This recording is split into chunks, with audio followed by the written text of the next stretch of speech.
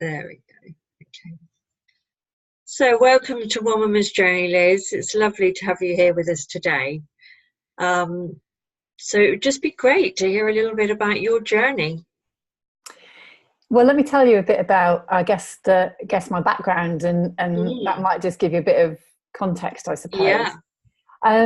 So I'm one of four siblings, and I was brought up in Exeter, and I just had a very regular life. My parents, did a really good job of bringing us up. We were always a little bit, money was always tight, but they were great parents, and we found our way as youngsters, going to primary school, going to secondary school in Exeter, going to Exeter College, and then eventually for me going to a polytechnic. So it was a kind of a very regular kind of upbringing. And looking back, we had a lot of freedom. We would play on the streets. We would go and play. There was a sort of a field park quite close to us, and we'd go and play there with our friends. And it was a fairly good life. But I guess for me, looking back as I grew up as a child, I can see now how very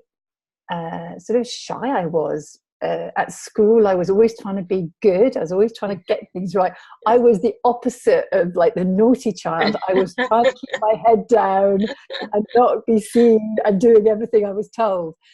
So I was that kind of child. And looking back, I can see how I was quite nervous a lot of, I think, my childhood, kind of scared of getting things wrong, trying to be liked, trying to do the right thing. And I really see that was very much a story that I lived out a lot as a child.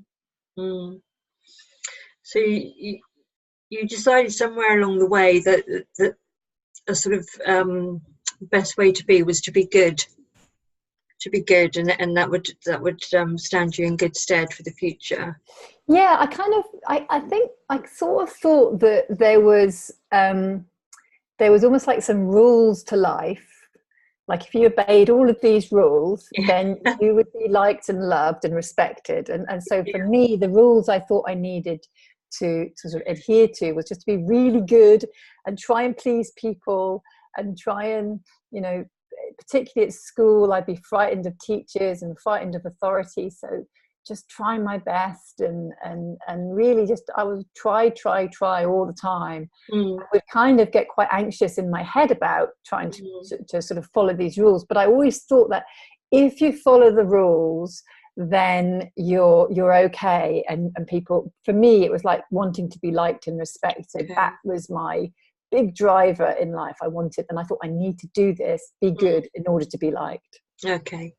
So that set you off on quite a sort of foundation, I guess, for what happened next. So what did happen next? Where did you move to in sort of young adulthood and moving forward?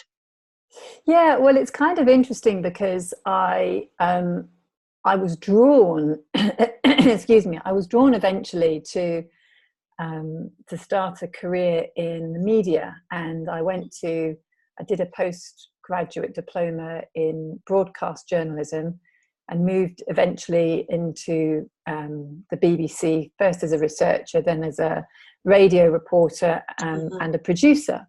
And I'm really kind of, looking back again, one of the things that I can see is I was very driven to pursue this as a career, because I thought, if I become a broadcaster, if I become a presenter, that was what I ultimately wanted to do, then people will like me. My family will respect me.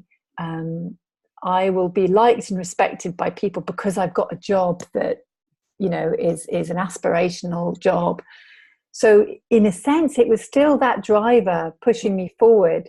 It was almost like if I do this, then I'll be liked and respected. It's almost like the job will make me liked and respected. So I pursued this career with almost, that was the thing that pushed me, I think, into it, that kind of belief.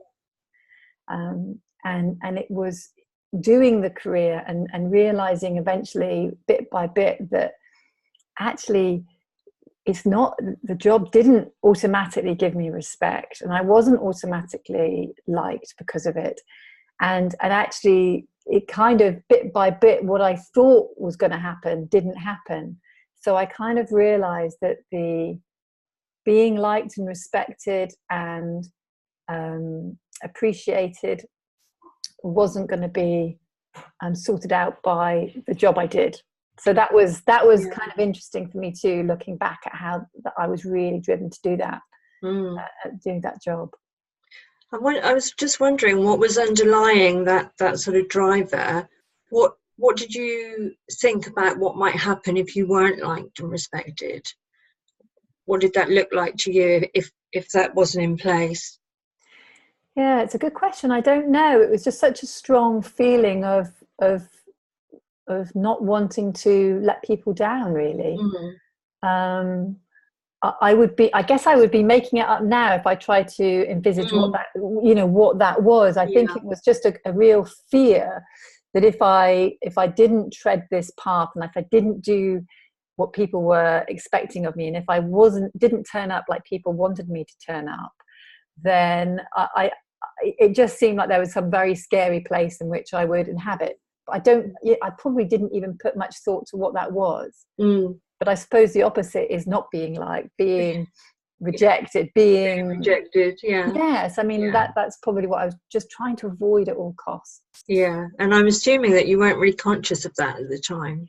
No. I just it's looking back that I can see that was such a strong driver, belief in my life, habitual thought pattern in my life that really drove me along the way. And I was always thinking I could be a better person. I could always improve myself. I was always looking to shine and polish the bit of me that I thought needed development. And so that also started to kick in as well. So as well as running, doing this career, I would read tons of personal development books, and I'd go on trainings and courses, and I was always trying to be a better person, always hoping that if I could just find the missing piece, relentless search, the missing piece would actually make me feel better. So that's kind of, looking back, I can really see how that kind of spiraled and escalated. Not in any massive way, just a nagging sense within my life that things weren't quite right. I wasn't quite right. I needed to try harder. I needed to do better. I needed to do more. I needed to be a better person. And that sounds quite exhausting, isn't it? Even though perhaps you weren't aware at the time, it's a lot of hard work, a lot of striving, a lot of searching. Yes. Yes, and keep thinking that there is something else. There is something we need on the outside to find, and continuing on that path of perceived success, I guess. Totally. Yeah. Totally. It's exhausting. Yes, exhausting. It is, because it's almost like there's a sort of a tiny nagging feeling that you're not good enough, that there's more to do, and you need to do this in order to get better. So it's almost like or as I look back, my mental state was always on a little bit of high alert, always trying to do more and trying to be a better person. So there was this sort of driver in you to succeed, and I guess that was, with what you're saying with hindsight, that was about presenting something to others that you felt would be very acceptable to them, and therefore they would, like you, respect you, and you wouldn't have to face those fears that were perhaps underlying that you weren't aware of. So how did life continue for you? Well, I eventually trained whilst I was at the BBC. I trained as a counsellor in my spare time, and then I trained as a coach. So this was back in 2004 now. So I trained as a coach, and I started to reduce my hours at the BBC and start to build up a business on the side, a coaching business.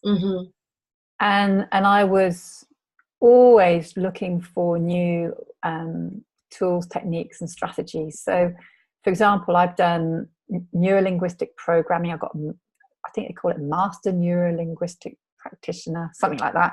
I did things like action learning. I've done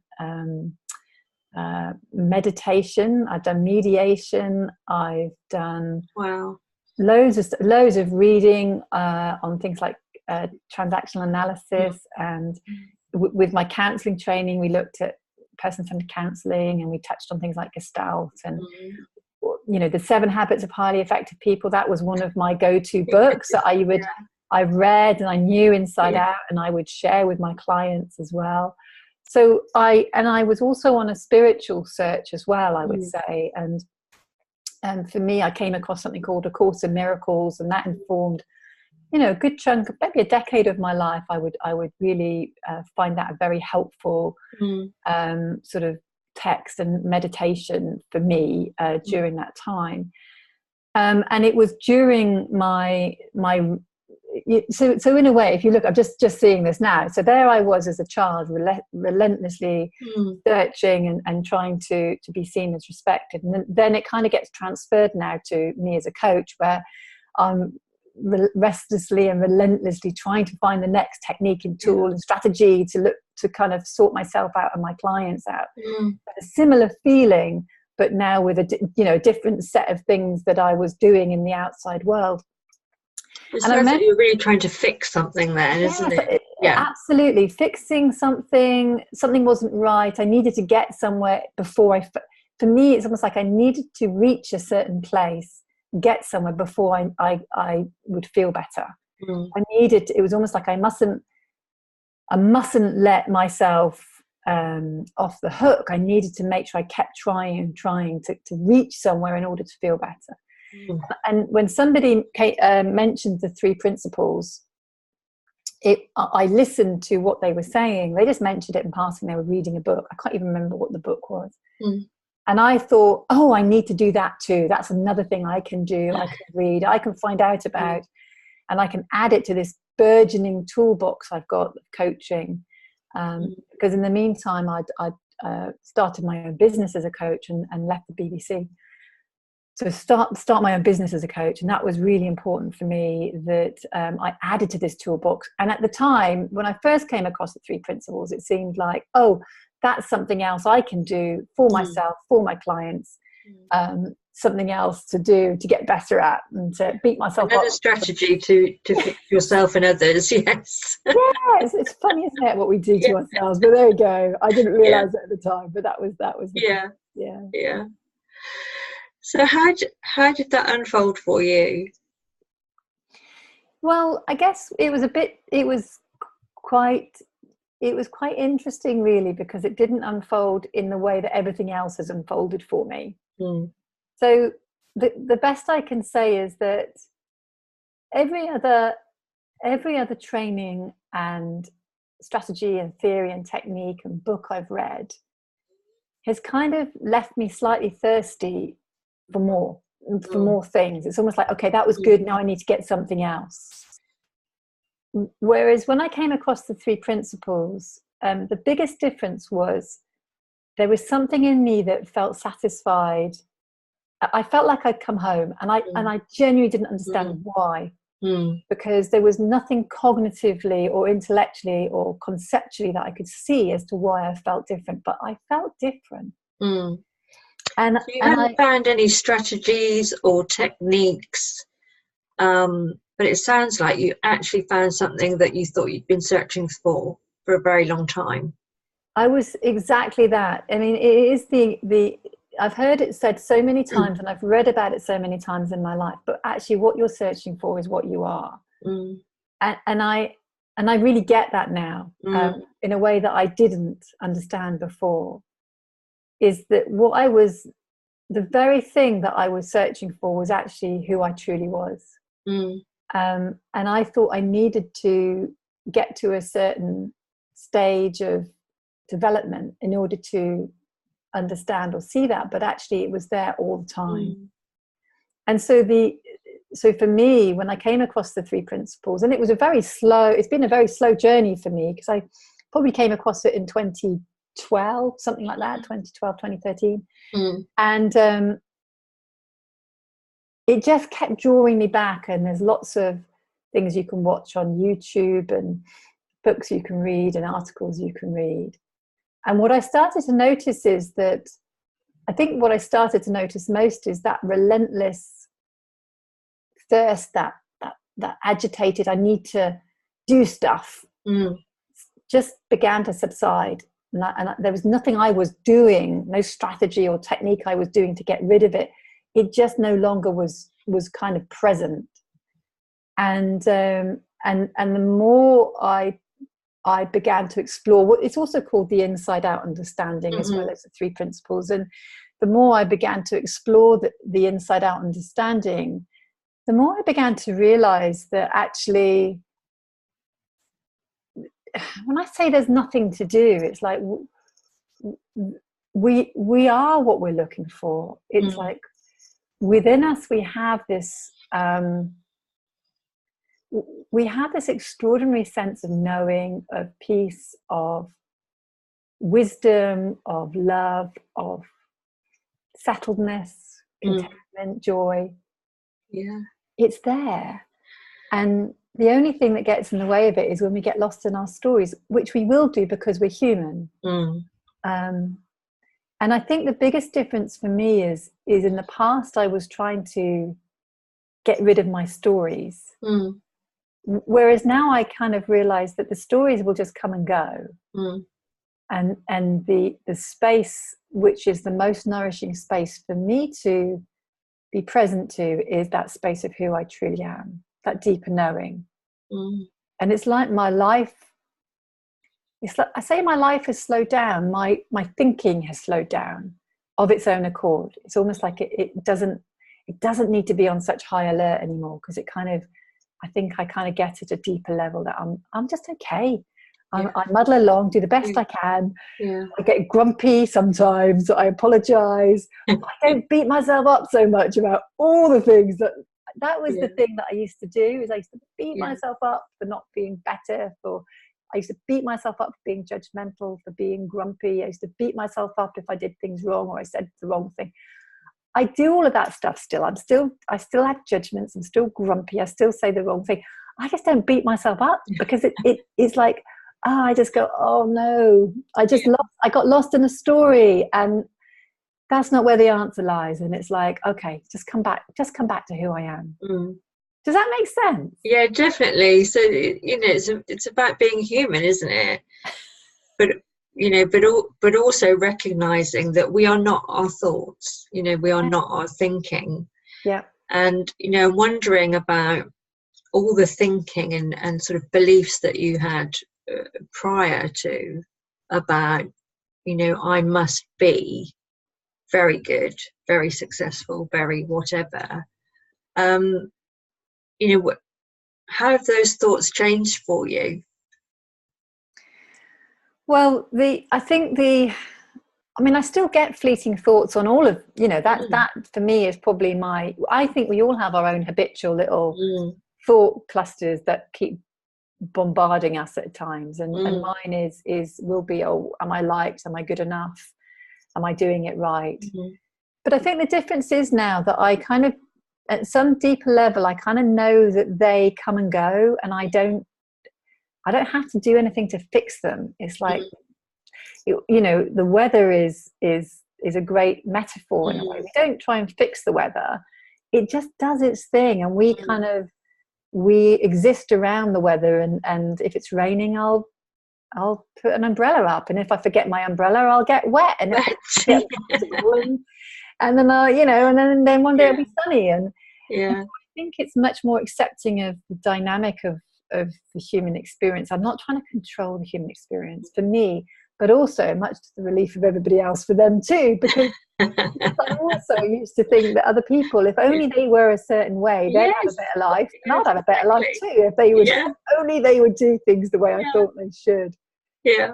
So what I've noticed is I'm much more appreciative now of the way other people just are and how I am, and I tend not to be trying to fix people so much, because I'm not trying to fix myself so much. I get that I used to think that I needed to be happy all the time and other people should be happy all the time. And I realized that's just like, that's ludicrous. Why would we do that to ourselves?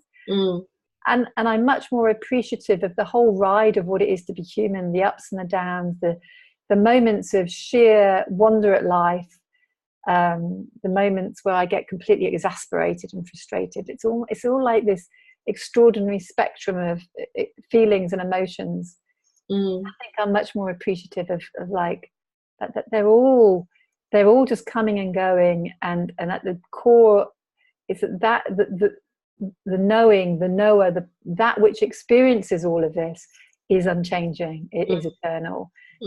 There is the space within us, the now, that is who we truly are, that never leaves us. And knowing that is the case, it just changes life. And here's a great metaphor someone used recently, and so I will, it's not mine, but I'll share it because I loved it. It's like, when you know that you're okay, life isn't so frightening. And somebody told me this. She said my dad, she said, had this yacht, and he would take this yacht out into the North Irish Sea, or anyway, the sea between Ireland and England, and it can get really rough there, right? And she said that, you know, there'd be times when the waves were higher than the boat, with, you know, had the masts on higher than the boat, and they'd crash over the boat. And she just thought, why I don't get why my dad does this. It's like, it's completely, and I really resonate with that, because I have that would not really float my boat, which is kind of unintentional there. But it's like, why would people do that? And she said that she asked him that one day. They were looking at this photograph of his boat. She said, why do you do that? Why do you, you know, don't you feel frightened? And he said, well, of course I feel frightened. You know, when the waves are really big and it's stormy weather, of course I feel frightened. He said, but I know that the boat is designed to deal with it, so I'm kind of okay. And in a way, I think that's kind of how I see life now. It's still really stormy at times. I kind of know that I'm built to deal with it. And that's one of the things I've really learned, is I can deal with it one step at a time. I might not be able to deal with an imagined future and try and work it all out. That I can't do, but I know I can deal with what's in front of me. And that for me has been probably the biggest learning of all. Yeah, I think that's really important, isn't it? We are built and equipped to deal with, you know, our human experience. Really, we have everything we need inside us to deal with, make decisions, you know, move forward in life, you know, cope and deal with what life chucks at us, really. And and those thoughts, you know, they come and they go. And I think once we realise that we are not our thoughts, you know, as you've described, all that stress and striving and achieving, which puts us under an awful amount of stress at times, to continue achieving from the outside in, looking for something outside ourselves to make us feel better, make us feel acceptable, make us feel successful. Actually, listening to you, you know, now describing life since coming across the principles, that there's so much more calm and, you know, less stress. And, you know, it's just like, oh, actually, when you find out how life works, it becomes a lot calmer. Life will still happen, you know, events and all of those things, but actually we know we're okay, and we know we are equipped to deal with any situation that comes our way, really. That's such a relief, isn't it? It's a huge relief. And I also, you know, with my coaching now, my coaching has simplified, you know, I can't tell you how much I've stripped away all the things I used to think I needed to do. All your tool bag, yes. It's all gone. And we're just in the process now of really looking, even like stripping it away again, which is looking at, and we call it our inner compass. We say that when we're back in touch with our inner compass, it's like a deeper intelligence. It's not this whirring cognitive stuff. but this deeper knowing. When we're in touch with that, then we can just take the next step. We do the best we can in any situation. For me, it means I've just taken a lot of that really exhausting thinking. It's just dropped away. I haven't done anything. It's just, I no longer need it, because I understand there's a deeper intelligence that is at work in my life. So for me, my coaching is really simple, which is basically helping people realize that they're just okay. They've got their own internal navigation system, their own inner compass. And when they're back in touch with that, life just becomes more simple. And they'll know they can always look back inside themselves and know who they truly are, and take the next step. So I don't know if that makes, because I know you've trained as a coach as well, haven't you? So there's a kind of a sense of that, you know, all the plates I used to spin as a coach and think I needed to do with my clients, I just find that doesn't make sense to me anymore. No, exactly. And for me too, it's so much simpler now, and I don't have that feeling of responsibility. Yes, responsibility in a professional sense of providing a service, but not responsibility in terms of I have to fix my clients and I have to make them okay. Yes. And if I don't, it's because I'm not a very good coach, you know. Yeah. So it's a very different feeling that I can bring into the room with them, and making it, you know, so much simpler, really, and you know, pointing them in this direction. Yeah. And the whole feeling of the lack of strain and stress, you know, and tool bags, and which one shall I pick today, and which strategy would work here, and let's try this, that, and the other. It's just, as you say, falling away. So yeah, I have a really, really nice sort of calm, relaxed, you know, feeling now from where we sort of started at the beginning with all the stress and striving. So that feels like a really good point, actually, to say, you know, thank you very much, Liz.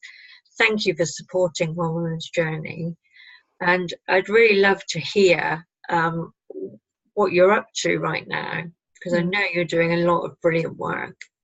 Yeah, well, we and I say we because I work a lot with my husband. We are transitioning our business to Inner Compass. So Inner Compass, you can find us on Facebook, and we're just designing a new website, which is really about supporting people to simplify, get back in touch with who they truly are. And we do a lot of work in this field with leaders in education, and also within education itself. That's one of the areas we're very passionate about. And we also find that we're very drawn to the community, our community. It seems to me right at the moment that public services, education, health, you name it, they're under extraordinary amounts of challenges, financial challenges, time challenges. There's a lot of need within our community, a lot of people that are lost, anxious, worried. And my sense is that what we're providing here with the work within Inner Compass could really support communities. So we've teamed up with psychiatrists, Dr. Rani Bora and Claire Tanner, and someone called Anne Buckingham. And together we're providing some very, I say low cost, we've done pro bono work at the moment, but we're going to shift into a model where it's going to be very low cost training, supporting people in their communities to listen for well-being. We call them well-being ambassadors. Really encouraging people to, at the very least, if all you can do is just be present and listen to someone, that's an extraordinary service that you can provide to a colleague or a friend or a loved one. So that's one of the exciting projects we're running with at the moment. And there's lots of, I come from the southwest of the UK, and there are lots of projects going on in this area that are very exciting. We're working in a school with Resilient Young Minds at the moment with a group of 12 young people at secondary school. They're going to learn to become mentors to other children in the school. We're going to be working very soon with a small group of sort of youngsters that are a bit disengaged with with learning at a primary school, and we're going to share, we call it this Inner Diamond work with them, so they get to really get a sense of who they are, that they're okay despite all the stuff and challenges they might have in their life. So we're very keen as well with the work we do within A Compass, myself and my husband, is to really support people who have come across the inside out understanding or the three principles, and are really inspired to sort of share it further, either as a coach or with friends, family, or with their work colleagues, but don't quite know how. Yes. So what we're doing very much at the moment is we're really supporting people just to find their own voice, find their own way of sharing in a way that is supportive to others. So that's very much what we're doing with the Inner Compass. You're doing lots of brilliant stuff, I know. Yeah, it's fantastic. It just has such, it just has such positive energy, and it's just fabulous. So people can find you at Innate Compass on Facebook. Inner Compass. Sorry, yes, and Inner Compass, yeah. And I'll put a link on our site too, so that people can find it through One Woman's Journey. And just finally to say thank you very much again, Liz. It's been lovely. Thank you. It's been great to connect with you, Rachel. I've really enjoyed it. Thank you. Thanks very much.